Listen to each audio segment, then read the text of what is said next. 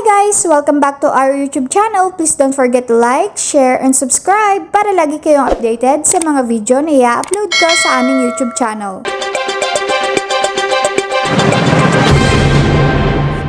At malalaman natin lahat na ito pagpunta sa CRS. Yes po. Ano ibig sabihin ng CRS? Yung CRS po ay Civil Registration Service. At iyan sa mga LCR offices? Yung CRS namin, tinatawag namin na outlets, Civil Registry System outlets. Iba pa sa opisina ng mga local civil registrar yan. Iba po ito, ma'am.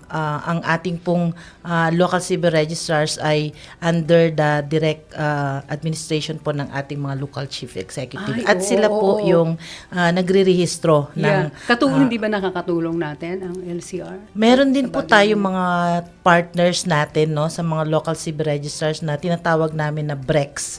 So BREX partners. So authorized din po sila na magkuha ng mga requests, i-file yung mga PSA copy po ninyo at ipaprocess yan back-end ng aming opisina at i-release doon sa ating mga BREX partners through the local government unit. So may mga ano lang po ito, add-on fees kasi yung mga operating expenses ng mga partners po natin. Itong mga CRRs na to, makikita yan sa website ng PSA.